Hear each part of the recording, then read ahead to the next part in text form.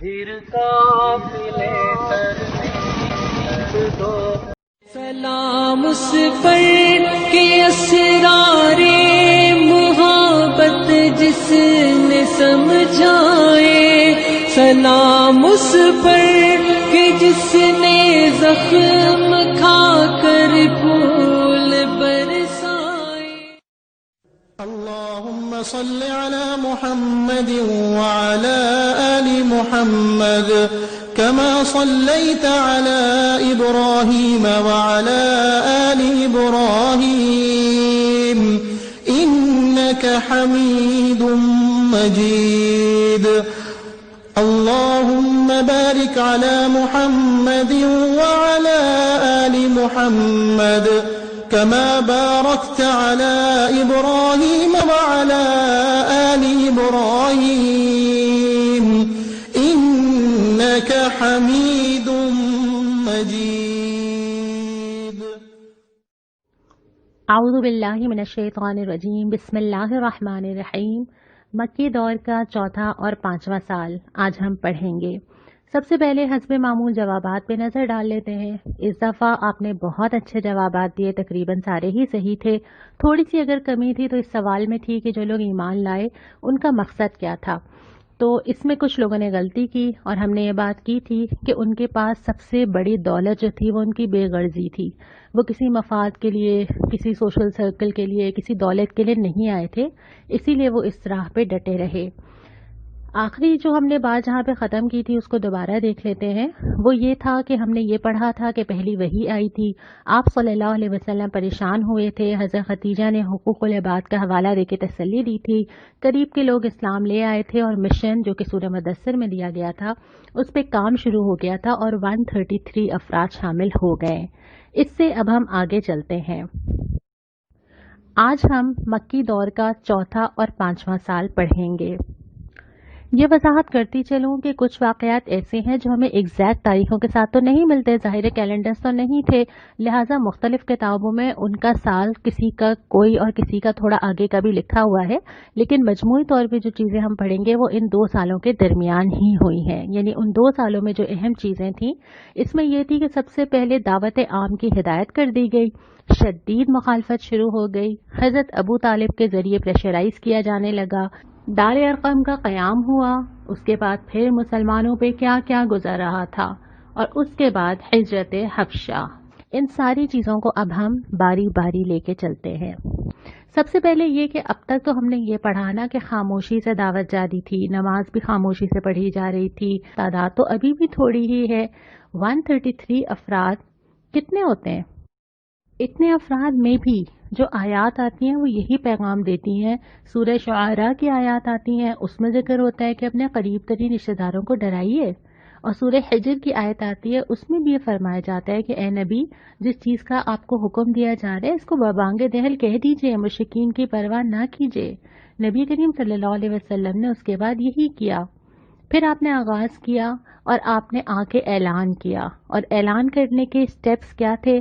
سب سے پہلے آپ نے اپنے جاننے والوں کو جمع کیا، خاندان کے لوگوں کو جمع کیا، اور وہاں پہ ابو لہب نے ایسی گفتگو کرنا شروع کر دی کہ جس کی وجہ سے آپ صلی اللہ علیہ وسلم بات ہی نہیں کر سکے۔ اس نے کہا کہ یہ جو ہمارے یہاں کا نوجوان ہے نا، یہ ایسی باتیں کرتا ہے، اور ہم تو خاندان والے، ہمیں روک لینا چاہیے، اگر ہم نے اس کو نہیں روکا نا تو یہ تو بڑے مسائل ہو جائیں گے، اس لیے اچھا ہے کہ تلواریں چلنے سے پہلے ہم ہی اس بات کو روک لیں۔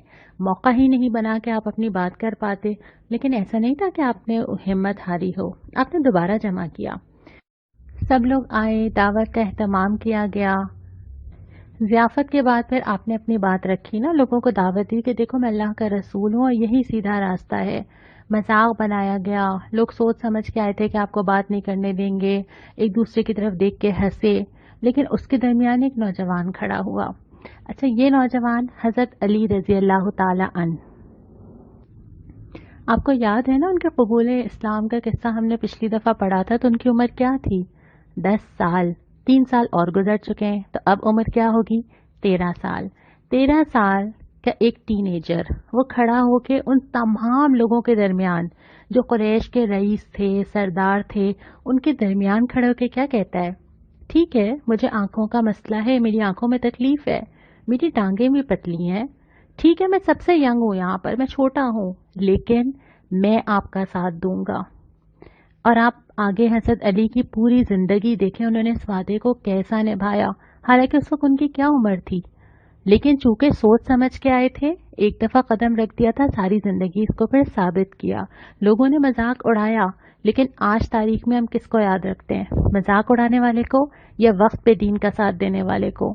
اس سے کوئی فرق نہیں پڑتا کتنی طاقت ہے، کیا کر سکتے ہیں، کیا نہیں کر سکتے۔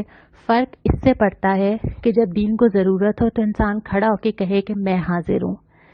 اس کے بعد پھر تیسری دفعہ آپ نے کوہ صفا پر پہاڑ پہ چڑھ کے پکارا، یا معاشر القریش، اے قریش کے لوگوں۔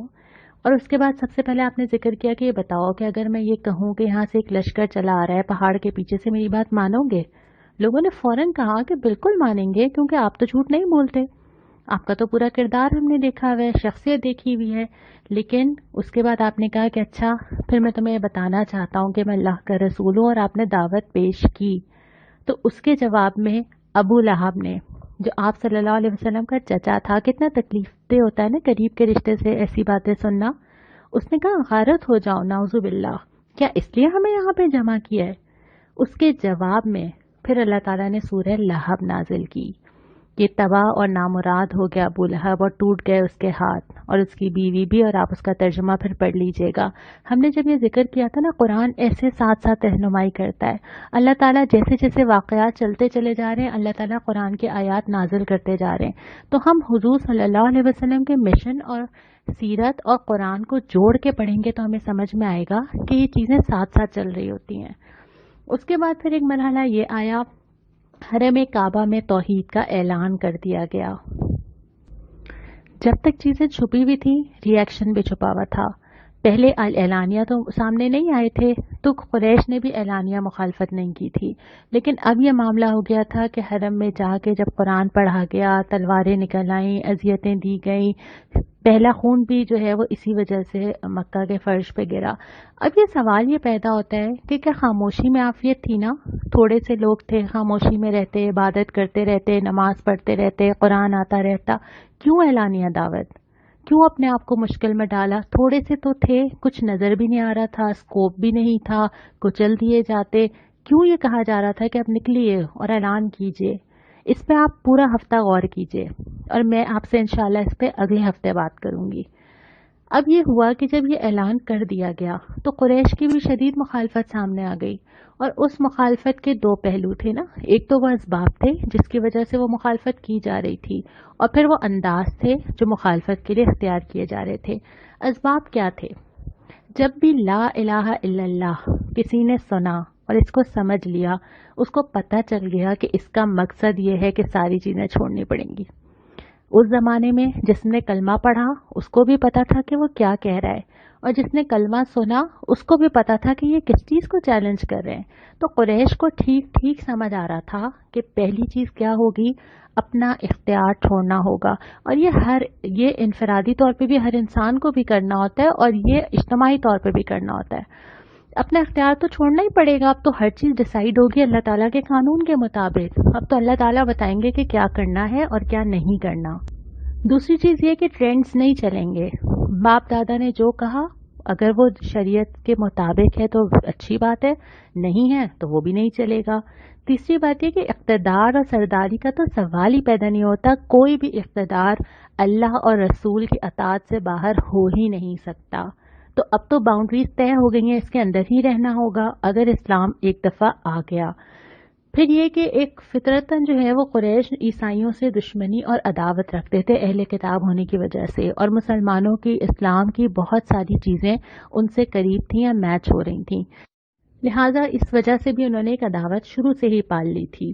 اس کے بعد یہ کہ بد اخلاقیوں پہ ضرب لگ رہی تھی نا، پہلے جب انسان کسی بھی دین پر نہ ہو، کسی بھی باؤنڈری پہ نہ ہو، کوئی بھی اس کو روکنے والا نہ ہو، تو اس کے بعد تو وہ جس حیوان کی سطح پہ چلا جائے اپنی خواہشات پوری کرنے کے لیے، ڈاکہ ڈالے، چوری کرے، زنا کرے، کوئی فرق نہیں پڑتا نا۔ لیکن جب آپ کسی کی اطاعت میں دے دیتے ہیں، جب آپ اسلام کے قلعے میں آ جاتے ہیں، تو پھر لازمی بات ہے کہ آپ کو وہ ساری چیزیں چھوڑنی ہوتی ہیں۔ لیکن یہ ساری چیزیں پڑھتے ہوئے مجھے لگ رہا تھا کہ یہی کنسرنز آج بہت سارے لوگوں کے ہم سمیت نہیں ہوتے۔ سارے نہیں ہوں گے، کسی کے اندر ایک ہوگا، کسی میں دوسرا ہوگا. ہمیں بھی تو یہی پرابلم ہوتا ہے نا کہ اپنا اختیار چھوڑنا پڑے گا. اگر ہماری مرضی سے دین چلتا رہے تو پھر ہم تھوڑی دین سے پیچھے ہٹیں گے. مسئلہ تو وہیں پر آتا ہے نا جب اللہ کی مرضی اور ہماری مرضی آمنے سامنے ہو جاتی ہیں. تو یہ سارے پرابلمس تھے قریش کو، جس کی وجہ سے وہ مخالفت کر رہے تھے.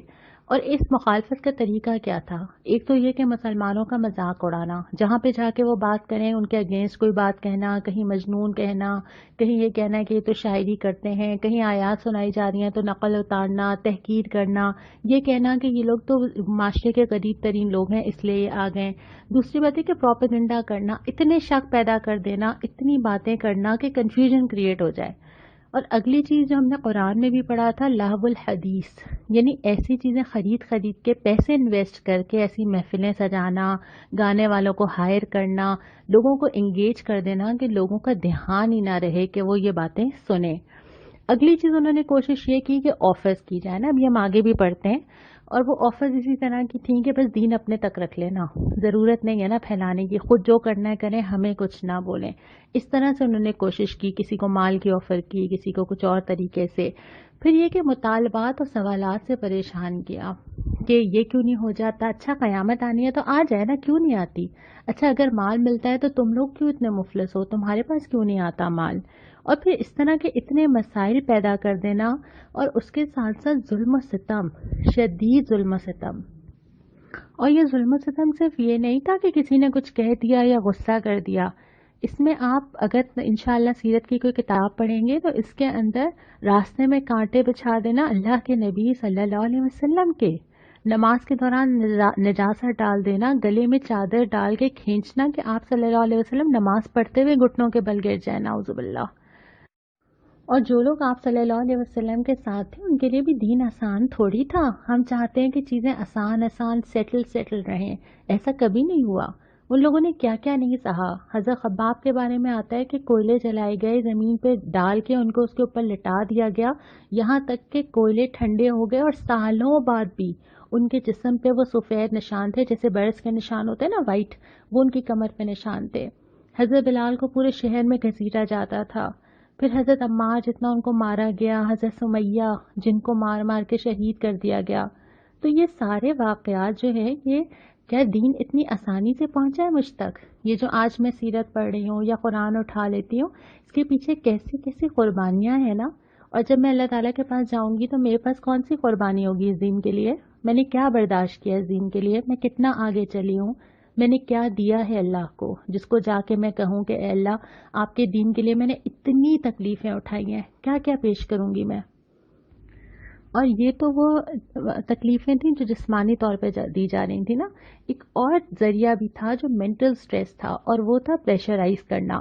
حضرت ابو طالب، ہم نے پڑھا تھا کہ نبی کریم صلی اللہ علیہ وسلم کو حضرت ابو طالب نے باپ بن کے پالا تھا نا، کوئی اور رشتہ تو نہیں تھا نا آپ کے پاس، بہت جلدی یتیم ہو گئے تھے.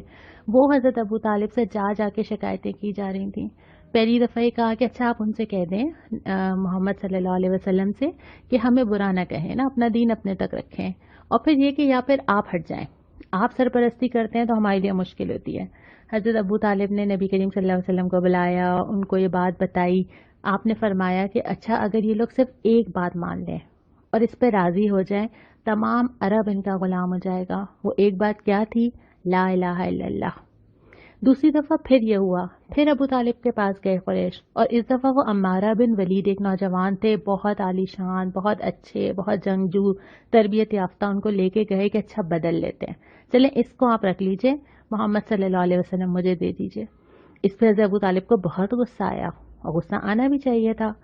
تیسری دفعہ پھر حضرت ابو طالب کے پاس وفد کیا، اور پھر یہ کہا کہ دیکھیں یہ کیا ہو رہا ہے، آپ ان کو سمجھائیے. حضرت ابو طالب نے نبی کریم صلی اللہ علیہ وسلم کو پھر دوبارہ بتایا، اور ایک جملہ ملتا ہے کہ دیکھو میرے اوپر اتنا بوجھ نہ ڈالو جس کو میں سہار نہ سکوں. آپ صلی اللہ علیہ وسلم نے جواب دیا کہ اگر یہ لوگ میرے دائیں ہاتھ پہ سورج اور بائیں ہاتھ پہ چاند بھی رکھ دینا کہ میں اس مشن کو چھوڑ دوں، میں اس سے باز نہیں آ سکتا. یہ سن کے حضرت ابو طالب نے پھر ایک فیصلہ کیا اور دو ٹوک کہا کہ اچھا ٹھیک ہے، اب میں تمہارے ساتھ ہوں، جو تمہارا دل چاہے تم کہو. اس پوری صورتحال کے اندر ایک طرف تو آپ صلی اللہ علیہ وسلم بحیثیت لیڈر اور بحیثیت نبی ان ساری چیزوں سے گزر رہے تھے، ایک طرف میرے اور آپ کی طرح کے انسان تھے، ان کی وہی خواہشات تھیں، ان کے وہی گھر تھے، ان کی وہی زندگیاں تھیں، ان کو بھی تکلیف ہوتی تھی، ان کو بھی درد ہوتا تھا، وہ بھی آرام چاہتے تھے۔ ان کی کیا کیفیات تھی؟ ساتھ ساتھ آیات آ رہی تھیں، تسلی دے رہی تھیں، رہنمائی کر رہی تھیں، صبر کرنے کی تلقین دے رہی تھیں۔ ان کے اندر یہ اوصاف پیدا ہو رہے تھے، بعد میں کیسے وہ استقامت پہ رہے، کیونکہ وہ ان سارے تربیتی مراحل سے گزرے ہوئے تھے۔ پھر آگے کوئی چیز ان کو ہلا ہی نہیں سکی۔ پھر ایمان مضبوط ہوتا چلا جا رہا تھا، ان کو پتہ چل رہا تھا کہ دین پہ قائم ہونا اصل میں ہوتا کیا ہے، کیا کیا تقاضے ہوتے ہیں دین پہ قائم ہونے کے۔ اور اس کے بعد پھر آپ صلی اللہ علیہ وسلم نے اسلام کا ایک پہلا مرکز قائم کیا جسے دار ارقم کہا جاتا ہے، جہاں لوگ جمع ہوتے تھے، سیکھتے تھے۔ لیکن یہ حالات چلتے چلے گئے، چیزیں ٹف ہوتی چلی جا رہی تھیں، جان کا نقصان، مال کا نقصان، بہت زیادہ تکلیفیں۔ تو اس کے بعد سورہ کہف کی جو آیات اسی دوران میں نازل ہوئی، جن میں ان اہل غار کا ذکر ہے کہ تم جاؤ اور پناہ لے لو، اللہ تمہارے لیے رحمت کا دامن وسیع کرے گا۔ اس سے یہ اشارہ ملا کہ کہیں جا کے پناہ لی جا سکتی ہے۔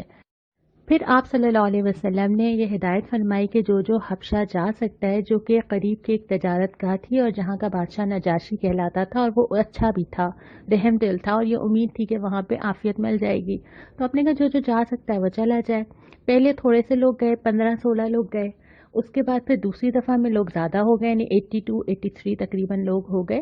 اور یہ بھی کوئی آسان بات نہیں ہے، صرف دین کے لیے، صرف اور صرف اپنا ایمان بچانے کے لیے اپنی سیٹل لائف چھوڑ دینا، شہر چھوڑنا، گھر چھوڑنا، رشتہ دار چھوڑنا، خوف کی حالت میں نکلنا۔ اور اس کے بعد یہ حبشہ پہنچ گئے۔ وہاں پہنچ کے پھر بھی مشرکین نے اپنا ایک وقت پیچھے پیچھے بھیجا کہ جاؤ اور جا کے ذرا مقدمہ لڑو اور ان کو واپس لے کر آؤ، اور پھر ہمیں ایک پوری تاریخ ملتی ہے۔ یہاں ہوتا یہ ہے کہ جب مسلمان نجاشی کے دربار میں پہنچ کے ابھی سکون کا سانس ہی لیتے ہیں، تو مکہ سے پھر 2 لوگوں کو بھیجا جاتا ہے یہ مشن دے کے کہ جا کے ان کو واپس لے کر آئیں۔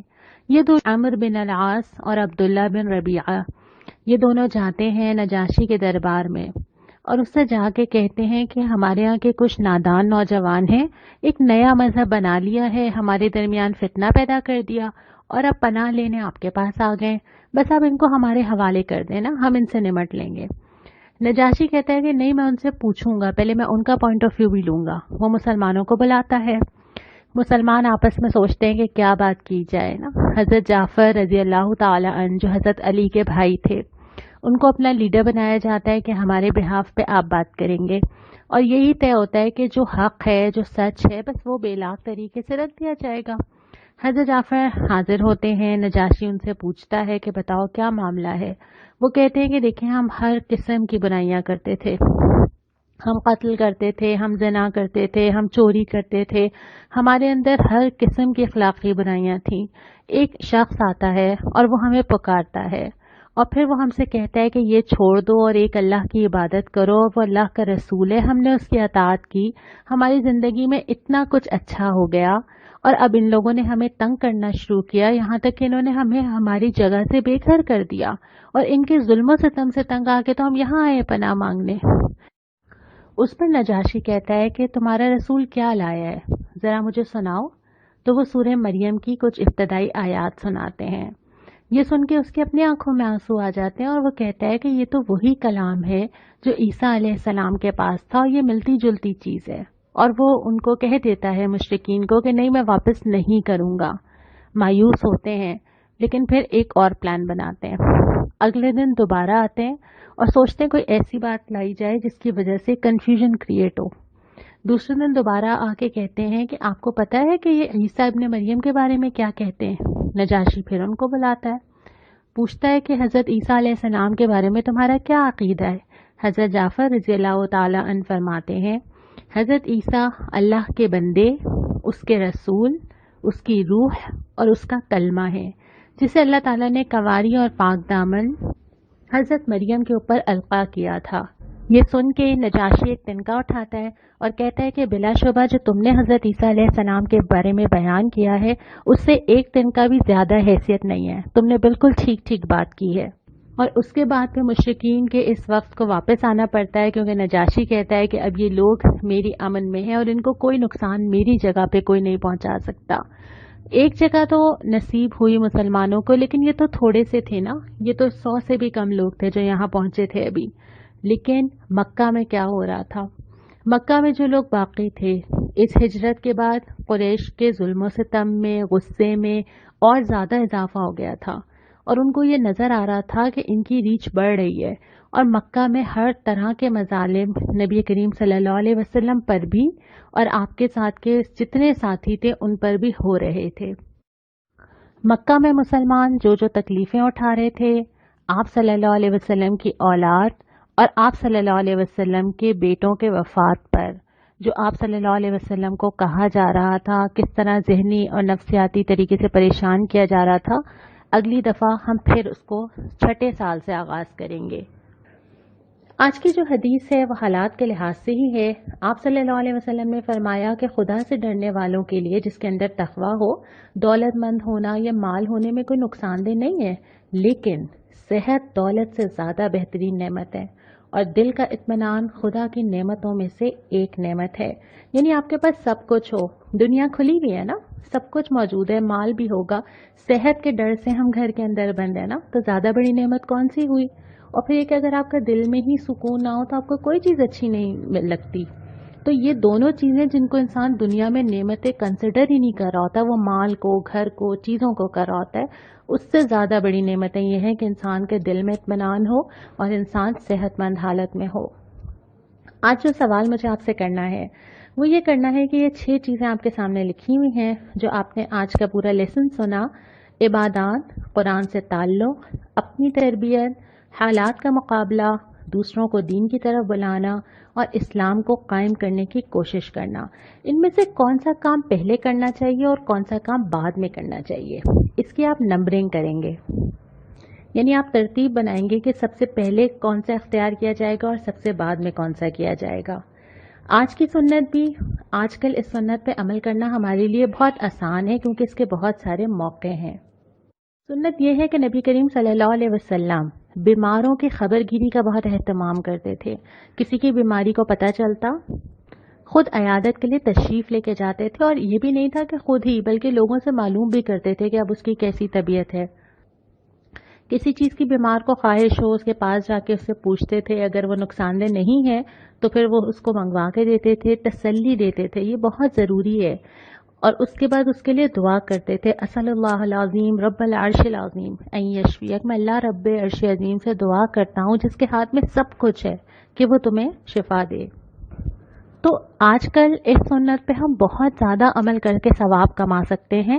ہو سکتا ہے عیادت کے لیے نہ جا سکیں اپنے پریکاشنز کی وجہ سے، لیکن باقی ساری چیزوں سے تو کسی نے نہیں روکا نا، تو ان چیزوں کا اہتمام کرنا یہ ہم سب کے لیے ثواب بڑھانے کا سبب بنے گا، اور انشاءاللہ ہم اس کا اہتمام کریں گے۔